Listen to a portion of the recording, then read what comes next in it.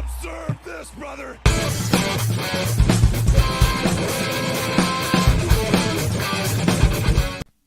All right, want to welcome Oliver Copp to Observe This, episode 2 of Observe This. And so my first question, because your history with both WCW and the Wrestling Observer, do you remember this moment at the World War III pay-per-view where Hogan had the newsletter in his hand and made the infamous comment, the title of our show?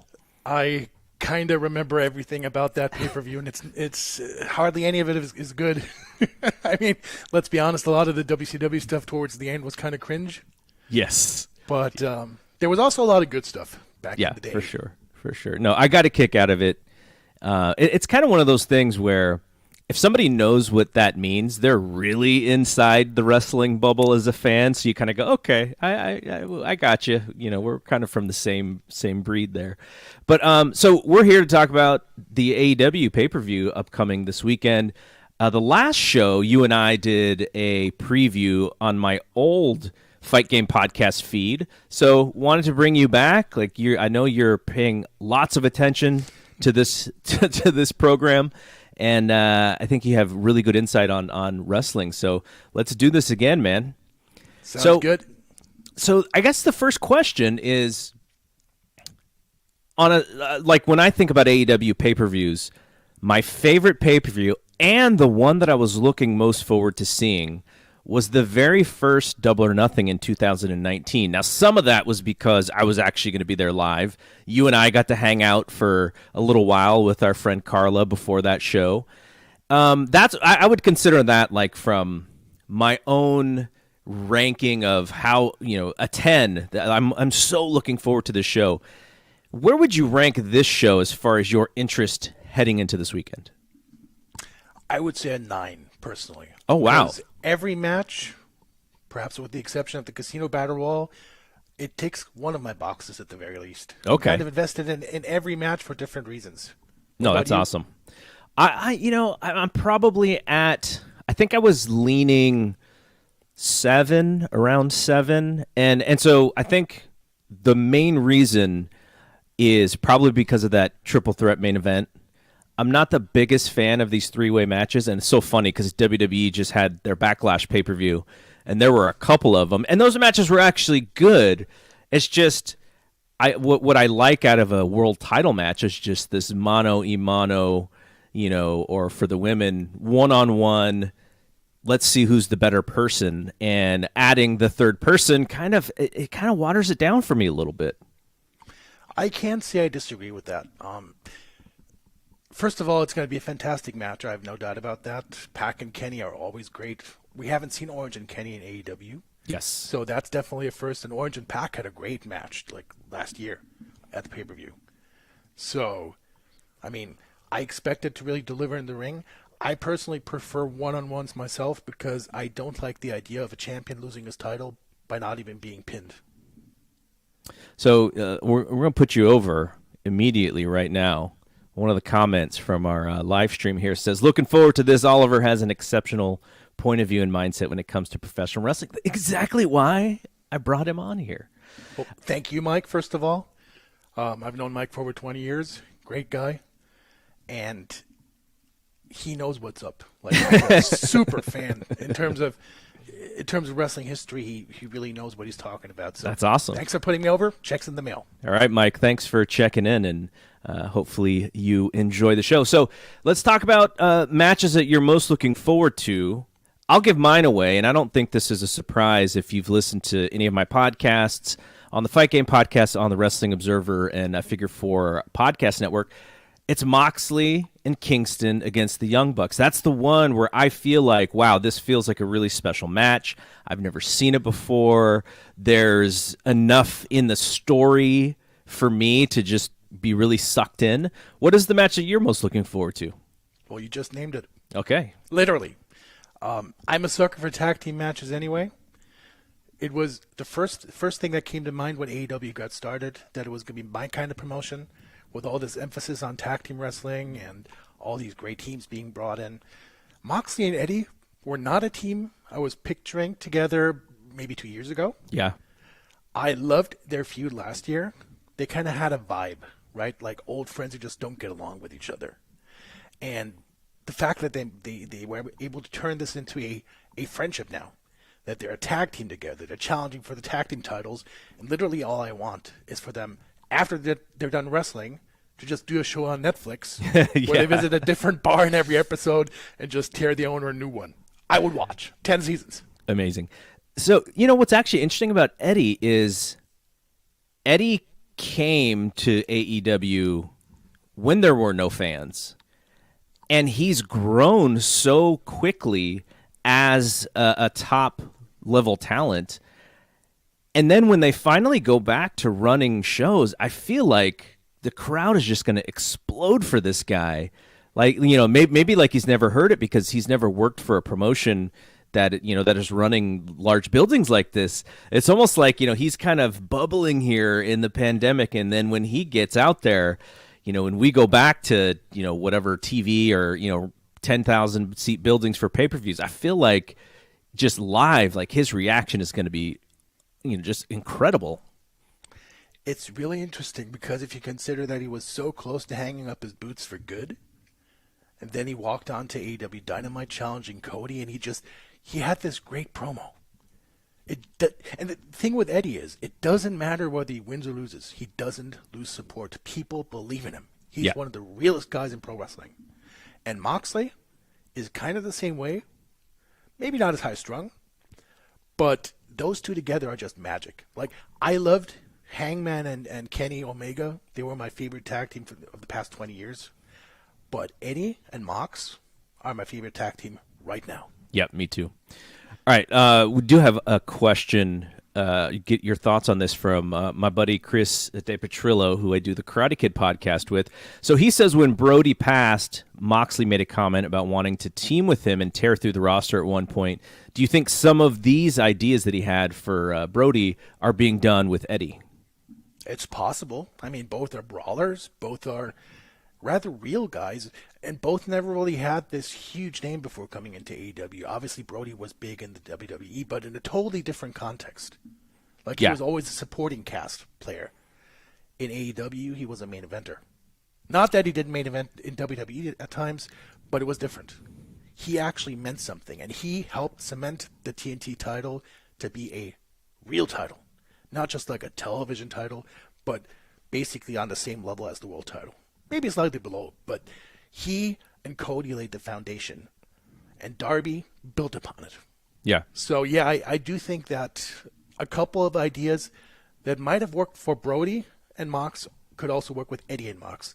But I do think that Eddie and Mox are their own unit. Yeah. They have their 20-year history. They have all these things they went through together.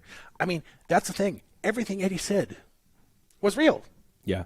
He was pissed off that Mox made it to the big leagues, and he didn't take him with him.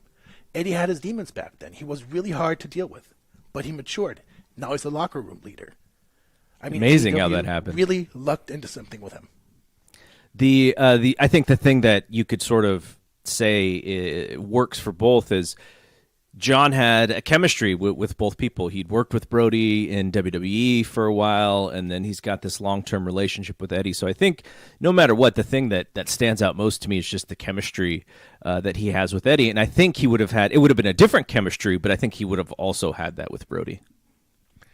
That's true. I think personally that Brody and Mox, the team would have been about the sum of the parts. Yeah. But with Mox and Eddie, I think the team is far more than the sum of the parts. Like, individually, they're great, but as a team, they're magic. And the good thing is it takes Moxley out of the title run right now for the world title because he lost his rematch. So what do you do with him? Yeah. You don't want to have him knock off challengers for the world title, but at the same time you want to have him prominent. You want to feature him, and how better to do this than in the tag team with Eddie? And the thing is, the reason why I love this match so much is I can't tell you who's going to win it. Yeah. I have no idea because I could give you 10 good reasons why the Young Bucks should win. I can give you 10 good reasons why Eddie and Mox should win. And that's what makes it interesting. Yeah, no, I've said this before, and I kind of want to get your thoughts on this, which is, I may have actually asked you about this before, but my thought with Kenny Omega is the belt collector. He's your main guy. He's your big champion. He doesn't have to go undefeated as a heel and, never lose this championship. I think he could drop it and get it back. And the guy who I think is the perfect guy for at least a short-term reign is Eddie Kingston. And I go back for history-wise, and I remember in 1999 when The Rock is champion and Mankind is getting over as a babyface like crazy. That moment Austin helps Mankind win the championship is so memorable. WWE plays this thing all the time. But that reaction from that fan base, that live crowd, they love that moment so much. And I think when we get back to running live crowds, I think you could have that same moment with Eddie Kingston having Mox there to support him. And now, he doesn't have to be champion for 6 months. He could have a short reign and Kenny could get it back. I think that moment would be so special though. And I think there's a time when you can do this. I mean, Eddie can still wrestle in 5 years down the line, but I feel that he's at his hottest right now. Yeah. When he was in the ring with Kenny Omega, in those angles, he got so much support from the fans. I mean, they were clearly going in a different direction as far as who's going to challenge him next. But people wanted Eddie. So I personally would have no problem with him being champion over the summer, for instance. Getting it off of Kenny and losing it back, for instance, at Full Gear later in the year. Or you could do the same thing with the tag titles, and that brings us back to Double or Nothing. I did pitch that to John, by the way, so we'll see what happens. Okay, so 2 more questions, and then we'll go into all of these matches. Okay, the last pay-per-view, they were teasing lots of surprises. Some of those surprises, I think, depending on what you expected. Like Brock Lesnar wasn't coming in, right? So you got Christian. I think we all sort of figured that one. Ethan Page, depending on, what you think about him. Do you think that they're teasing this Casino Battle Royal one last guy? I think the easy money is on Paul White possibly being that guy from the broadcaster's booth. Or is there going to be somebody else? Is there going to be another surprise here? But Tony, it seems like he's downplaying it because he very much played it up on the last one. So I kind of wonder, do you expect a surprise in anything big coming out of Sunday's show? Let me put it this way. If there's going to be a big surprise, it's not going to be in the Casino Battle Royal. Oh, okay. Cool. Not that I have any knowledge or anything, but I think if people are expecting Daniel Bryan, they're going to set themselves up for a disappointment. Yeah, I don't think that's happening. Honestly, I think just by having Paul White at ringside for the match, they're kind of, tipping their hand a little bit. That's what they want you to believe, that he's going to stand up from the broadcast position and be like, okay, this is me. I'm going in the ring. But there are a couple of other options that would make sense, in my opinion. I would probably have somebody return who's been gone for a while. And I would want to have that somebody be John Silver, provided he's back from his injury. From his injury, right. But another scenario that I could see happen is it being Shaq. Okay, so Chris, who we just showed a question from, he actually reached out to me before the show, and he's like, what do you think about Shaq? And I was like, isn't NBA on TNT, aren't they, they're right in the first round of the playoffs, and those guys are pretty much working every day. I wonder if he could even do that. Who knows? I mean, what can Shaq do? Yeah. But honestly, I suspect it's going to be John Silver. And I hope it's going to be John Silver because if he has a big moment in the Battle Royal, first of all, if he comes out, people are going to go apeshit. 4,000, 5,000 people in the building, however many it's going to end up being. John Silver is over. Yeah. And nobody's expecting him to be there. So it might be a good surprise and one that doesn't overpromise and underdeliver, if you catch my drift. Right. But if they can finagle Shaq, I mean, Paul White, Shaq, that's been like 15 years in the making now. I'm in. So I'm open to anything, but please don't let it be a letdown. Yeah, so exactly. Don't get your hopes up too far or too high, and you're going to be happy with it. Whoever it is, well, maybe not whoever. Could be Enzo, which we don't want. Sorry, Enzo, but no.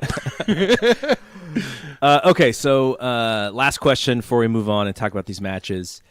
So I think this is going to be the last pay-per-view before they actually get back out and tour again. Maybe the last pay-per-view at Daly's Place.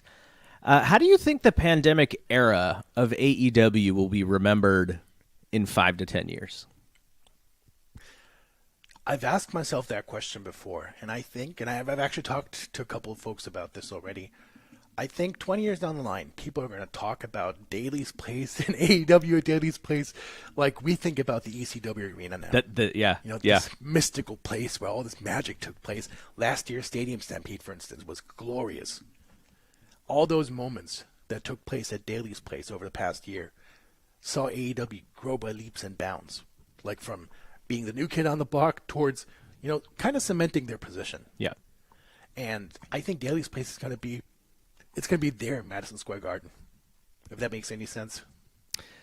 I do think there's going to be some romanticism about this era for sure. And some of it is deservedly so because, they basically establish themselves as a company that was able to figure some things out. We saw ratings sort of stabilize when WWE themselves were having, consistent problems with all three of their programming. And so I do think, I think history will look back on this era from a business standpoint pretty fondly. From a creative standpoint, I know that we're all waiting to see live crowds again, and we're all waiting to get back ourselves as wrestling fans to live buildings too. So I definitely do think, though, that people will just be like, oh, remember when X, because that's what we do. I know people who were became a wrestling fan in 1995 WWF, and they're like, oh, that was my favorite. And I was like, really? Mabel Mo.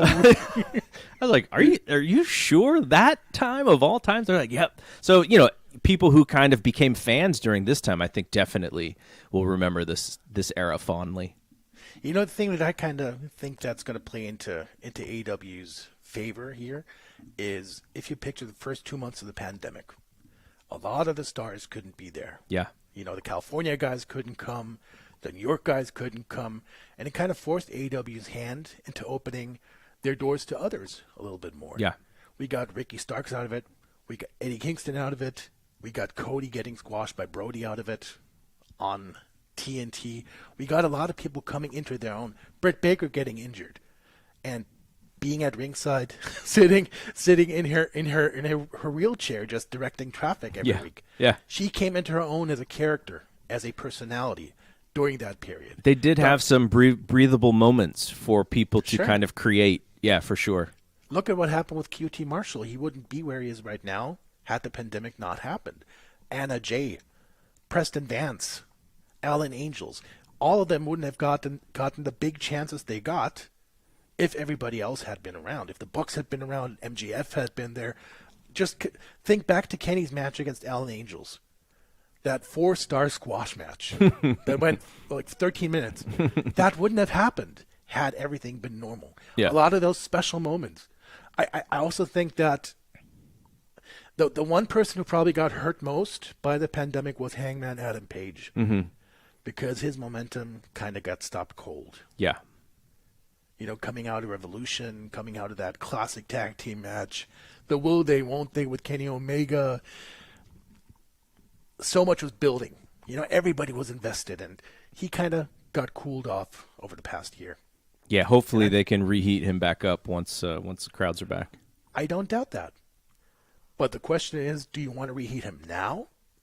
Or do you want to heat up Kenny against Eddie Kingston, as you mentioned before? Yeah.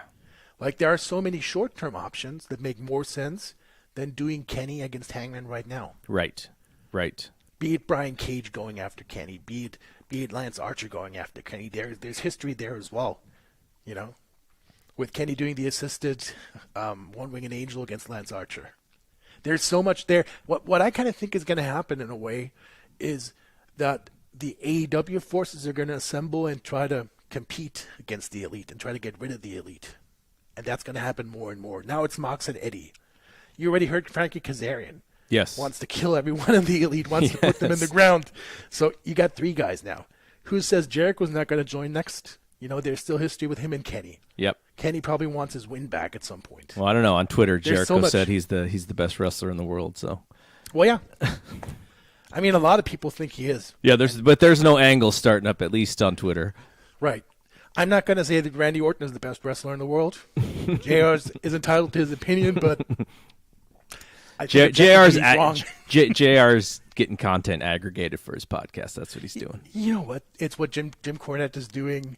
Oh, JR's yeah. doing it. Get You sound have bites to. out there. People aren't going to listen to the whole thing. They just see the sound bite and get really worked up about it, and you're in everybody's mind, which is perfect. That is wrestling.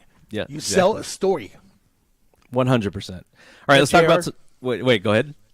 And if JR is going to play the old codger, more power to him. he's announcers can also reinvent their careers, right? Like it doesn't. He's such a smart guy when it comes to this stuff. Yeah. Tony Schiavone. Exactly. In my opinion, the best thing to come out of the pandemic was Tony Schiavone and Chris Jericho doing those shows on commentary together. Low key Jericho nodding gimmick. Those were just awesome. Yeah, no, those were great. Okay, let's talk about some of these matches. We'll kind of go down. I don't know the order. I just kind of put them in a specific order. So this Casino Battle Royal is as far as like the star power of who's in the Battle Royal. I'll name off some of the folks. Obviously, Christian Cage is in there. Jungle Boy's in there. Penta is in there. Hobbs is in there. I guess Matt Hardy, who we haven't seen in a little while, is in there as our private party. Some of the Dark Order is in there. Pillman, Caster, Bowens, QT, Nick, Komoroto, Dustin, Lee Johnson, and then there's the TBA person. Matt Sydal is also in this match. So when you look at kind of what they do for these battle royals, do you like the idea of like every pay-per-view we're going to have some sort of match where we get everybody else who's not booked for the card involved, and then we create a contender out of it? Like, do you like that, the way that they do this? I like the idea when it makes sense and when there's a clear direction behind it. If it's just to get another card on another match on the card, I would probably do something different. But if they manage to, create a new story or a couple of new stories out of that Casino Battle Royal, and so far that has happened with the other two at Double or Nothing, I'm all for it. Maybe not at every pay-per-view, but for Double or Nothing, I'm totally cool with that. I am hoping that Christian gets something out of this, because I think he's been really cold, unfortunately. They've really doubled down on this sort of flavorless personality, I guess. Like, I hear so many things about his real sense of humor, and he's a really funny guy, and Austin would always talk about he's the guy that he would call when he had ideas to just shoot the stuff. And I'm like, where's that Christian? Because all the Christian that I see is so flavorless, and it's all about in the ring, which is fine because he's a really good wrestler. But I think they're doing him a little bit of disservice, or maybe he's doing himself a little bit of disservice when it comes to really allowing that character to come out, because he's not underneath the WWE shackles anymore. He doesn't have to do, how they want him to be or what Vince thinks about him. He can be a little bit more free. What is that real Christian that I'm sort of dying to see? I'm waiting for that to happen. Sometimes you just can't get out of that shell of yours. I'm not certain if that's the way with Christian, but look at John Fitch, for instance, in the UFC. Yeah. He was hilarious when the cameras were off. But put a microphone in front of him, and he becomes boring. Like, some people are just so good and so natural and so funny, but when they feel a camera's on them, they just kind of freeze. And I'm not saying Christian's doing this because he's an old pro. He knows exactly what he's doing. And if he wanted to be funny, he would probably find a way to work it in. But since I don't know where they're going with this, yes, I can't really say. I mean, I would hope for Christian to not just be there, because that would have been a waste of time and money for everybody. But at the same time, the way he's been presented so far doesn't make me want to see him against Kenny Omega, for instance. That's just my personal opinion. And I love Christian. He's a great guy. He's always been good to me. But it's not a match I want to see when there is a potential to have Kenny Omega face Eddie Kingston, for instance. Right, right. Like there's Christian who's a big star, but there's somebody else who is a homegrown star, so to speak. Mm-hmm. And I would always take the homegrown star over the imported star if I had to make a decision.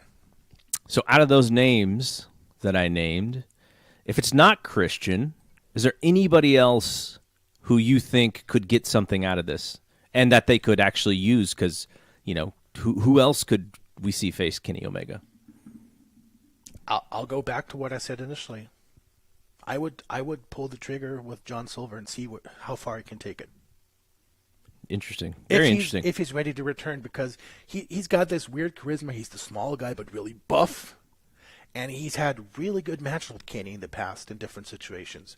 So I think if the goal is to put him on the map as one of AEW's homegrown stars, I think that's the play to go.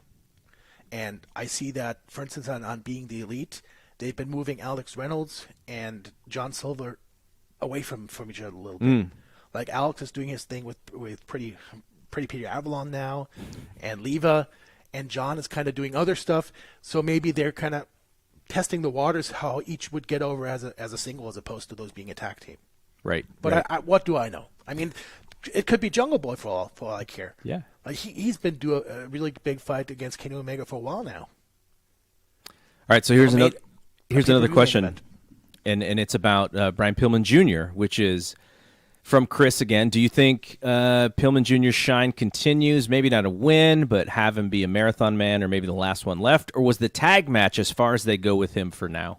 Oh no, that was the beginning, in my opinion. I think that I don't want to say just Brian Pillman Jr. I want to say Pillman and Griff, because they've really grown on me as a team. I really hope they're going to go far. They have this weird new school meets old school vibe. Like Pillman Jr. kind of wrestling like his dad a little bit, but he does do some more flying stuff, even some more modern stuff. Mm-hmm. Griff kind of bulking up now. He's a really tall dude, like 6'4". If he puts some muscle on that frame and perhaps cuts the hair a little bit, he can be a genuine star 5 years down the line, maybe. I think they still have a lot of mileage left in that team. But yeah, I would feature Brian Pillman Jr. now, because it's now or never for him. Yeah, I agree. So I guess yeah. So we'll see what happens with this Casino Battle Royal. Gosh, if like you bring in Christian as this secret guy, the special guy, and if he doesn't win this match, I hopefully if he doesn't win this match, they build something out of it. But I still feel like it's kind of his match to win. Like if there was odds on this match, I feel like he would have the best odds in Vegas. Based on what we know today, I would say he's the likely winner. Right. But it depends on who's number 21. Yes. And whether you want to have the person who comes in at 21 win, or just be part of the whole thing.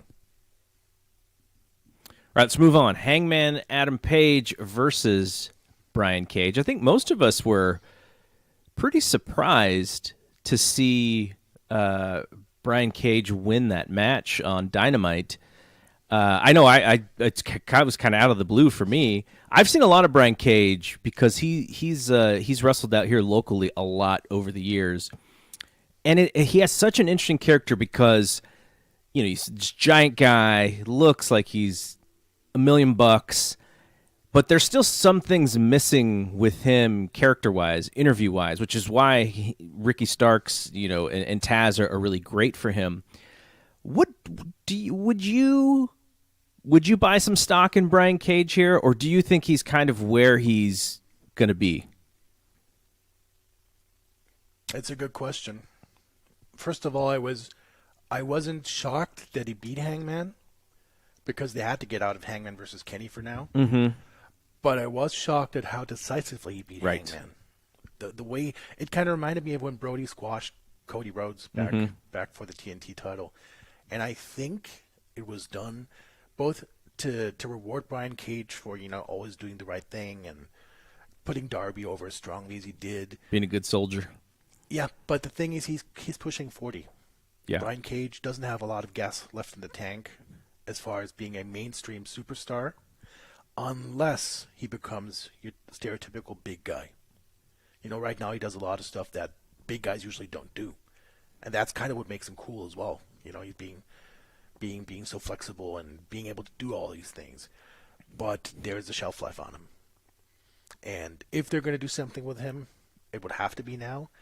But I personally would expect this to be the jumping off point for Brian Cage breaking away from Team Taz after somebody's interference backfires or something. I think Adam Page is taking his win back, but there will be an asterisk. What do you think? No, well, that's kind of what I was going to ask you. Is they have been kind of teasing subtly about Cage and Stark, but then Stark got hurt, so we'll see what happens there.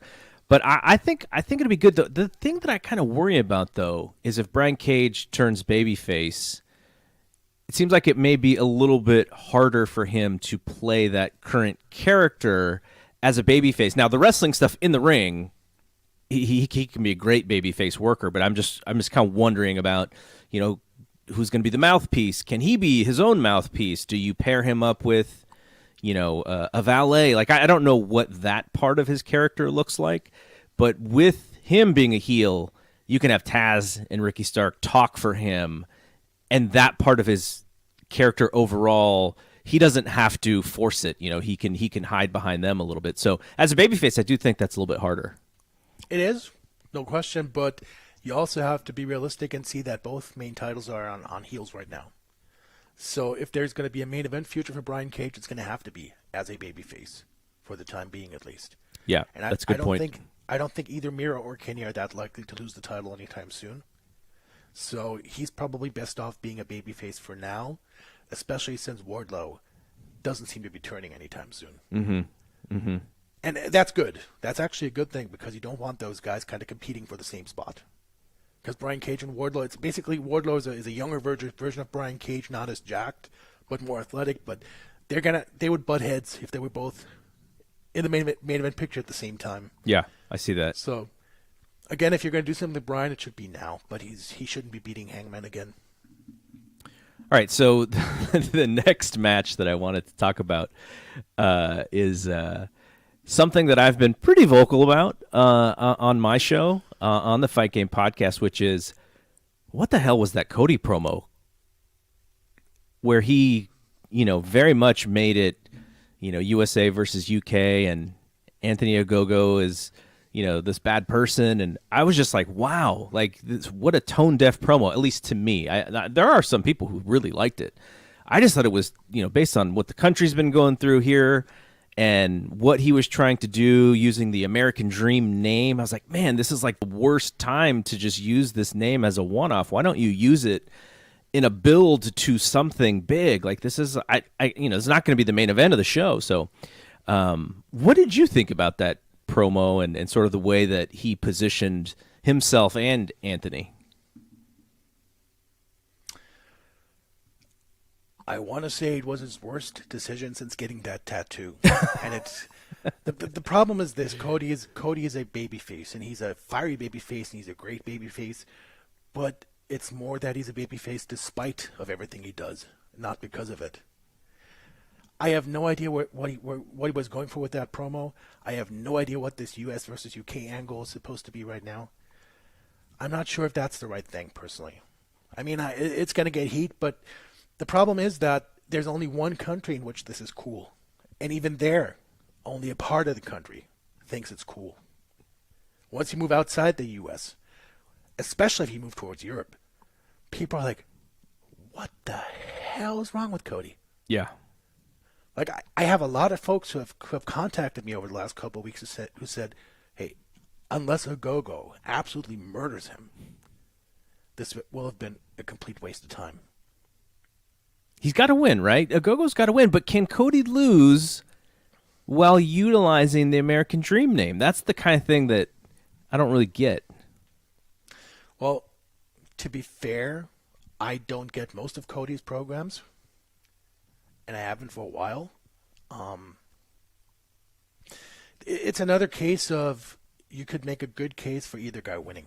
Mm-hmm. But after that promo, if Anthony Ogogo loses, he's kind of done for. Yeah. And if Cody does one thing right, it is being selfless and getting new people over. So I would hope that that streak's going to continue here. Yeah. Yeah. Ogogo needs a win. He needs a dominant win. And I hope we can put this promo in the rearview mirror soon, because internationally it was a massive, massive fail. Yeah. I don't know how they're going to book themselves. You know, there's tons, you know, especially with Ogogo's group, the factory, like there's going to be, you know, they can have interference and try to do smoke and mirrors. We've never seen him in the ring for longer than 2 minutes anyway, so I think that'll be an interesting challenge for them. But man, I feel like this is a little bit of booking themselves into a corner, and I hope they have a good idea. Like if they have a great idea to get out of this, I will be so happy. So far, AEW has always come through in the big ones. Yeah. Except for malfunctioning explosions, perhaps. But what can you do? Yeah. You know, sometimes the worst things happen and get turned around. And I feel that while it would have been much more impactful for Eddie to go on Mox and shield his body with his own, and there's a big explosion, it kind of worked out by the point when they did that promo the week afterwards. So I have faith that they're going to do the right thing. My problem is I have no idea what the right thing is. Yeah. Because where do you go with this after the match? Yep. I just know that I'm sick and tired of Cody's rah rah rah type of USA thing. I don't know if he hasn't noticed, but that kind of went out of style last year. Yeah. Very much so. Majority of people. You kind of mentioned the last pay-per-view and the disappointment in the end of it. Do you think that affects business for this one? I'm not sure. I mean, logically you would think it would, but it always depends on what you're looking for. And if you're like us and you're invested in, for instance, the Stadium Stampede, you're still going to buy it. If you're invested in Mox and Eddie, you're still going to buy it. Yeah. I'm not sure how many people are going to buy it for the main event itself. You know, the three-way match. It's kind of. I know it's going to be great. I know everybody's going to be giving it their all. But I don't know. It doesn't have that pay-per-view marquee feeling. Speaking of somebody else who is going to be gigantic once the live TV crowds are back, Britt Baker. This one feels like, as far as the setup and how long Shida has had the title, it definitely feels like it's time for Britt to win here. But at the same time, I'm like, am I missing something? Because this one looks like 100% Britt should win here, and I feel like that's going to happen. Do you feel the same way? Belt the doctor. That's all I'm going to say about that. Yeah. The good thing about AEW booking is it is often predictable in the best possible way. Usually the person you think should win is actually going to win. Not always, but most of the time. So I think Britt's going to take it. I think it's the right time to do it. However, I feel bad for Shida. Because I don't know what the reason for it was, but she's all but disappeared over the past couple of months. Mm-hmm. She hasn't really had a huge profile. She's been on the show every now and then. But it feels like the real stars of the division are Britt and Thunder Rosa. Mm-hmm. And they seem to be building towards that match again, which is sure. Which is a great idea. To me personally, Britt should be the face of the division. I love Hikaru Shida. I love what she's done over the past year. But I think her time has come and gone. And the fact that they're having a celebration for her title reign, for her record-setting title reign of 1 year, that's kind of another tip of the hat that it might be coming to an end. Courtesy of the good doctor. Yeah, let's not overthink this one. All right, so Miro and Lance Archer now. I don't know what the beginning of this Miro character was. The best man, the hype beast. What I've seen from him in the last several weeks has been the Miro that I've always wanted to see, and I think it's been awesome. This is this is your big boy match here, Miro and Lance Archer. I guess the only thing as a Lance Archer fan, especially, going back to New Japan when I thought he was so good in the G1, this is almost like a situation where you have guys who are at a certain level, but it doesn't seem like Lance is really, at least currently and historically, gonna get to that next level in AEW, because I don't see him winning this match either. So he's kind of like, and that's kind of what his character has been too. It's like he's here. How do you get to here? But he's still just been here. I'm really looking forward to this match. I think the match is going to be awesome. But I do worry a little bit about Lance. Like, if there was an opportunity to share talent, like having him go away for a few months and then coming back, and we go, oh yeah, I forgot about Lance, and he's back to being, you can sort of start all over with him. I think that would be cool, but with the way that it is, I don't see that happening anytime soon. But yeah, I mean, 100% for Miro. I worry a little bit about Lance here in AEW. Well, it depends what your goal is. I mean, Lance Archer came in with a lot of hype, and he went to the finals of the TNT title tournament with Cody. But he's kind of an executive gatekeeper in AEW. Basically winning against everybody but the very top stars. And I think that's fine. He's over 40, way over 40. And does he want to be the guy? Perhaps he does. But I think he doesn't really mind being where he is right now. And I could see that this becoming a bit of a longer program with him and Miro. Like, there's no way Lance is winning this match. Yep. But, and what you said about Miro, I was shocked when I saw him debut as kind of a geek. But the longer that took, the more it built up my suspense for the moment when Miro snaps. Yep. And I feel that in hindsight, the delayed gratification made it so much better. And 6 months ago, I would have told you that if I said this right now, it was full of shit. But I feel that if they had brought in Miro, everything has its time and its place. Where would you have plugged in Miro 6 months ago? What would you have done with him? It's one of those things where it's like you have all of these guys, talented guys, all at the same time, and you basically have to tell the same story with each of them, and you just don't have the time to do it. It's like if you could bring in guys, every 3 months and then start them up, you could probably do the stories that you want. But when everyone's kind of coming in and, okay, Miro's a free agent, we got to get him in, and how do we do this?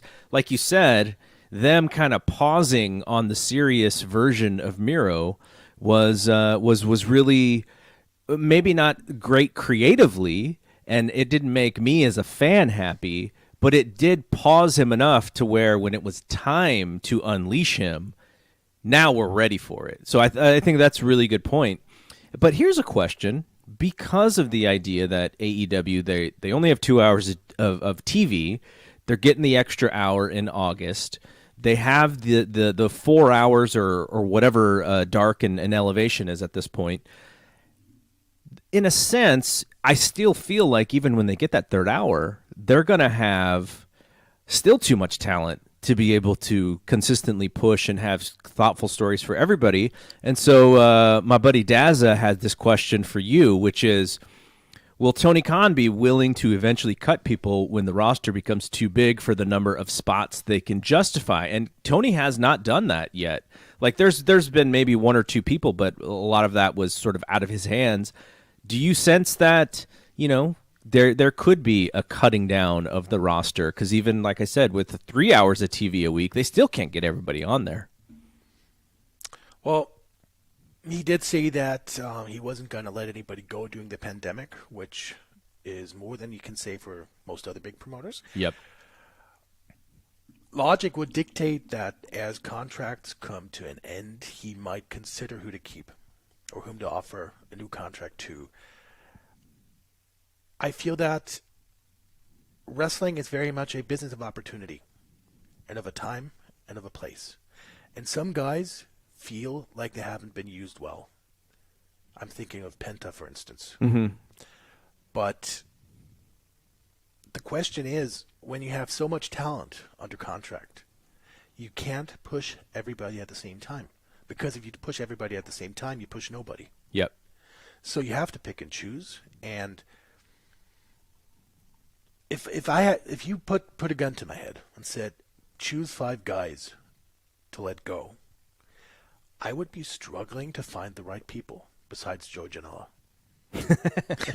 And I'm not dissing Joey or anything. It's just a reality that as far as his positioning when he came into the company, he's not a his great positioning fit. where he is now, not a great development. Yeah, and look, when the indies go back, that's really where his forte is. That's where he's Sure. going to become a giant star again. I don't think he fits what AEW is necessarily looking for. And again, nobody's fault. Yeah, Nobody's yeah. fault at all. It just happens that he didn't manage to get over with his wrestling style and his personal ceiling. When he's in there with people who are clearly so much more talented than he is. Sure. He has a ceiling, and his type of matches in which he shines are more destined for the independent scene than for national television. Sure. 100%. Okay. Sting and Darby Allin versus Scorpio Sky and Ethan Page. I will say, I kind of feel bad about this because, I was going back last year and watching a lot of 92 WCW and watching Sting and just going like, wow, like Sting was so great during that time period. And so when he comes to AEW, I'm excited because I like to see the guy. There's a little bit of history there with him. But him coming out every week and getting interrupted in his promo, and now he's going to have a wrestling match, I feel like I'm maybe less interested in him wrestling than I would have ever been, really. I don't really want to see him wrestle at this point. And I kind of feel bad about that because I'm such a Sting fan. But I don't know if it's the way that they've kind of brought him up. We've seen too much of him, the fear of him getting hurt, probably a mix of all of those things. Darby and Ethan Page and Scorpio Sky, I think those guys will tear it up. But the Sting piece of this I'm just like, I don't know if I want to see it. I don't know if this is interesting enough for me. It's kind of maybe one of the matches that I'm less into on this show. Well, it's fair, if only because it seems like such a mismatch. Because Sting and Darby Allin are clearly on a different level than Scorpio Sky and Ethan Page, so you would think that the result might be a foregone conclusion. My personal feeling is I'm really curious to see how Sting does in a live match at his age and with his history. I'm 100% certain that Scorpio and Ethan Page are going to be working very safely with him. So I have no doubt that they're going to try not to hurt him. But there is a certain risk that things can go wrong at times. And I would be much more comfortable seeing Sting in cinematic matches than in live matches. Mm-hmm. So I can see why you might have some trepidation over seeing him in this tag team match. I want to say I'm looking forward to the match, but I don't get this particular storyline. Yep. I don't see that those two teams are even in the same universe, not to mention the same level. Mm-hmm. So, yeah, I think it's funny because when I saw, I think it was the last Dynamite where Sky and Page are in the ring and they're doing a promo. I think it was with Tony actually. And I looked, and they're in street clothes or whatever, and I was like, it took me 2 seconds to go, oh, that's Scorpio Sky and Ethan Page. I thought it was like new debuting talent or something, and that's how little that they've connected with me as a team. And individually, both guys are super talented. exactly. But the way that they've been positioned so far, I think, has been a bit of a disappointment. And maybe that changes after this match. Maybe it might, but I just don't think they're a good team together. I don't think they have chemistry.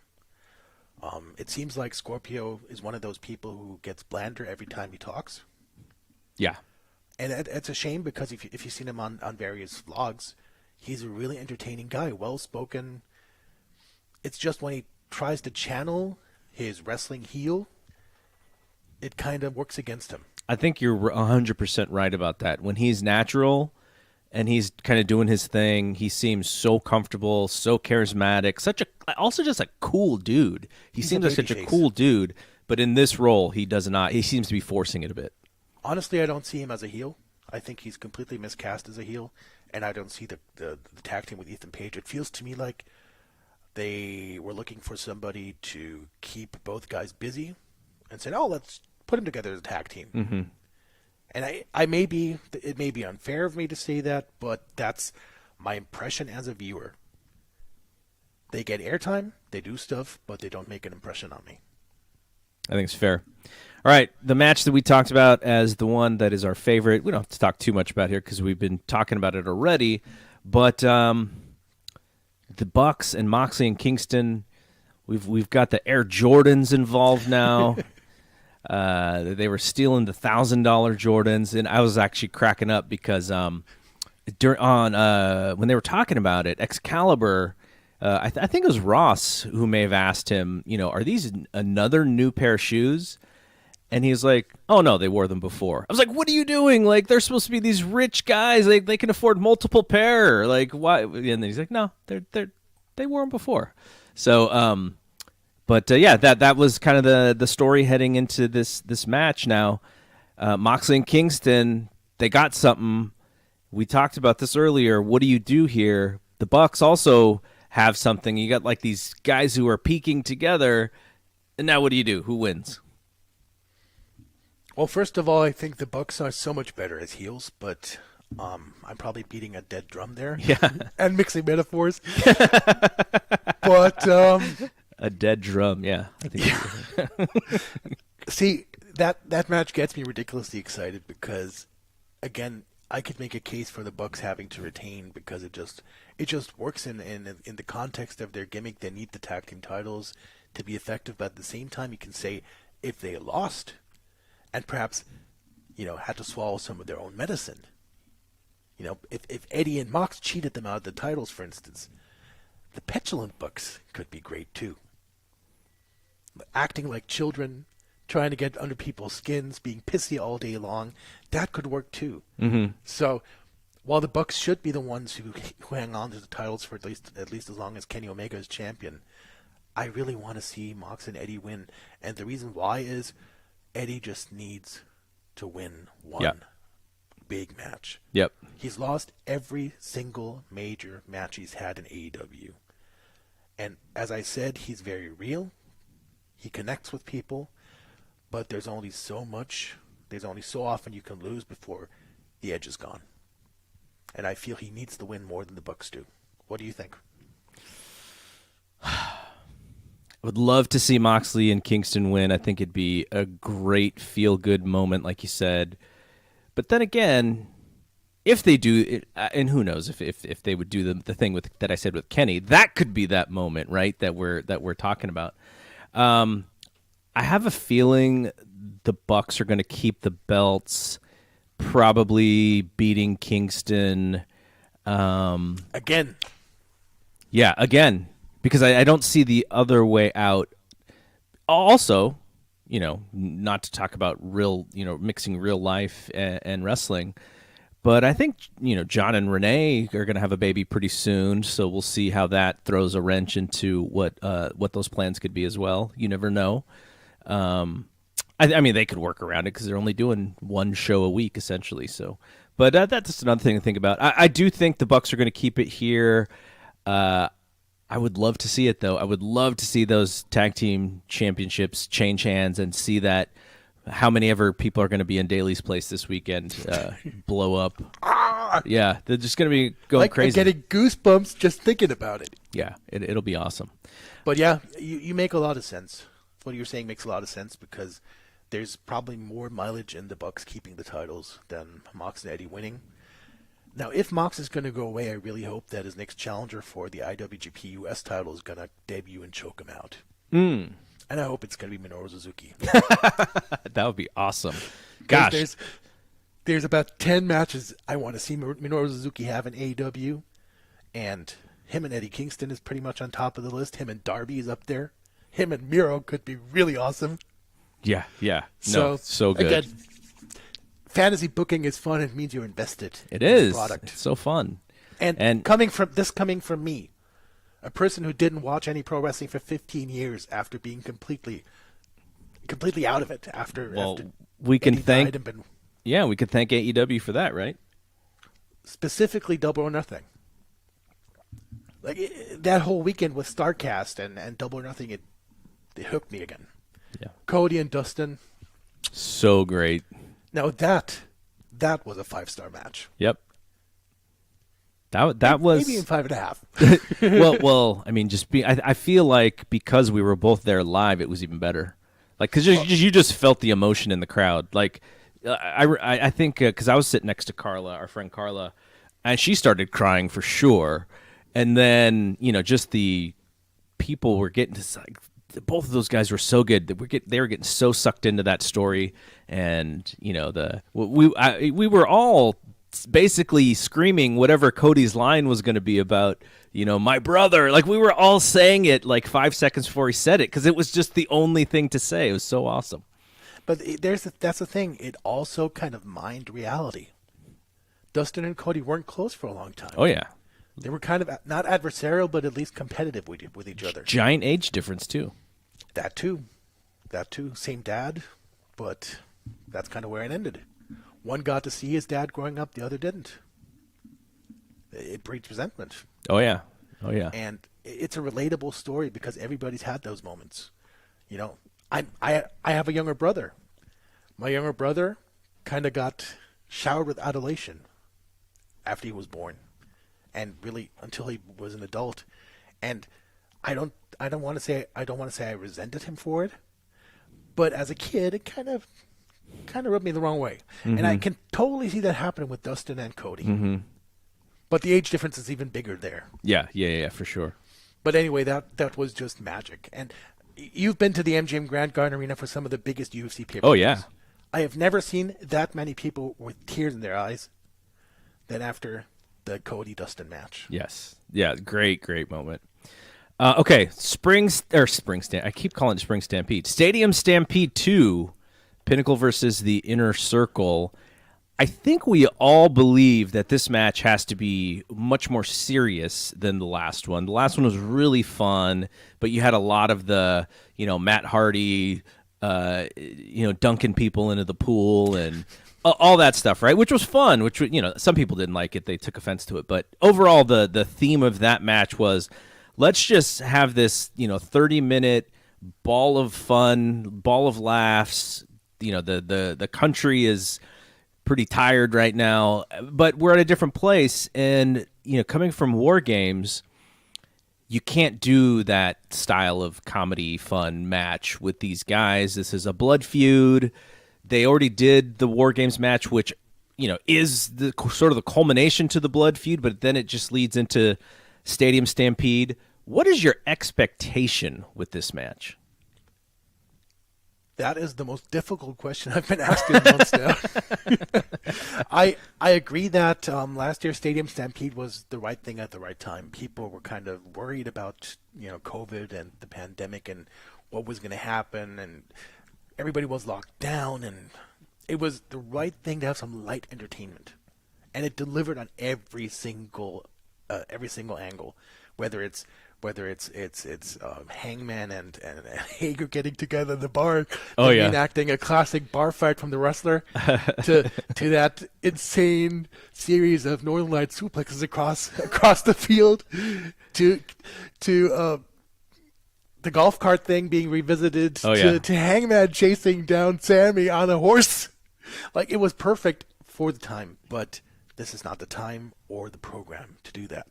I think there's going to be some comedy involved because you can't really do a super serious 30-minute match and not have a little bit lightheartedness.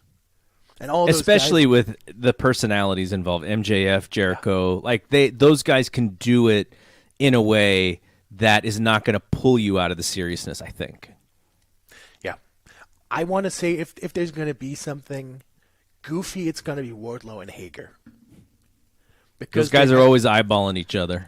Have this sort of a bromance going, will they or won't they? I think if anybody's going to have a sit down and a couple of drinks during the match, it will be those two. They need to talk and they need to shrink. Because otherwise, we're heading for Armageddon when those two collide. But in general, I think it needs to be serious. It needs to be. And the other thing is, the whole Pinnacle Inner Circle program has been done very, very fast. So you had the War Games, and a couple weeks later, it's the Stadium Stampede now. Old habits die hard. I know. And where do you go with this afterwards? Well, if the Inner Circle loses, they got to break up according to the stipulation. I don't know if they want that to happen, but at the same time, there could be a little bit of a like I look at Sammy Guevara and I'm like, okay, he's another one who's kind of waiting to break out, right? Like they've got something in this guy. That could be an avenue for that to happen. And I'm still telling you, I'm not sold on Sammy being Chris's friend. Right. I think he's in cahoots with MJF. That would be very interesting. And I think he's been in cahoots with MJF for the entire time. Yeah, no, that would be an interesting way to pay off that angle. But also Jericho's hurt, right? He hurt himself on that fall from the top of the cage. So we'll see what they can do with him because it is going to be sort of a cinematic thing. I'm sure they'll be able to smoke and mirrors that thing for sure, so that he doesn't get any more hurt than he currently is. But I don't want to make a prediction because I absolutely 100% do not know what's going to happen. But I wouldn't mind seeing the Inner Circle lose this match and have to disband. Chris Jericho as the sort of joking babyface, I think is a good role after he's so heel, and I'm fine with it. But it's always a placeholder for him. Like he'll turn babyface knowing that he's going to go heel again, and then that's when he becomes serious title contender Chris Jericho. So I wouldn't mind seeing that, and maybe he kind of takes a back seat a little bit, because not to say that he was overexposed, but like you were saying, he was a big part of the pandemic. He was doing the announcing, he was a big part of those shows. So pulling back on him for a little while may not be the worst thing in the world either. I agree. I mean, I was hoping that when Fozzy goes back on tour that he might miss a couple of weeks, but so far it doesn't look like they have any dates booked on television nights. But I think absence makes the heart grow fonder in this case, and Chris Jericho is always going to be a legend. He's always going to have people singing along to Judas. But it might be a good time to take a break. A little one. It doesn't have to be for a long time. He doesn't have to go away for, like he was doing in WWE. But, being off TV for a few weeks and then coming back and sort of reestablishing, I think it's a good idea. But, I literally don't know who's going to win. Secretly pulling for the Pinnacle just mostly for storyline reasons. But, that's the part of this match, the part of the booking that I think is really good. I literally don't know. I'm the same way. I kind of don't want to see the Inner Circle break up because I think they're better as a unit than the sum of the parts. Mm-hmm. However, if they do break up, I think it might be a really good opportunity for Santana and Ortiz to finally those guys. Get a little bit more profile. And let's think this through. If they actually lose and Jericho goes away for a while, that might play into what I mentioned before with people assembling sort of a team AEW to go against the Elite. Mm-hmm. I'm convinced that babyface Jericho is going to be facing Kenny Omega before the year's over. Sure. It's a big match. So, exactly. That's a pay-per-view marquee main event. Absolutely. That's exactly what this one is missing. All right.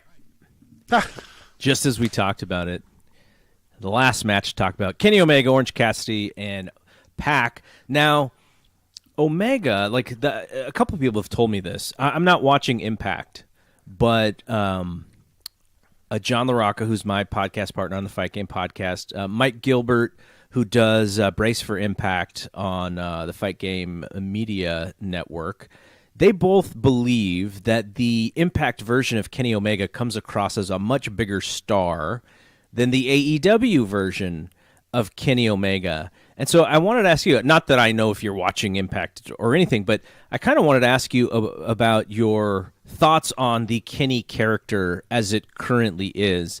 I find him to be a little bit too sort of wacky to be sort of this top guy. I know some people are entertained by it. Some people enjoy it. I would like to see him a little bit more serious and less sort of evil scientist Kenny Omega. In the ring, he's still going to just, do everything he possibly can to have a great match. I know that's what's going to happen here.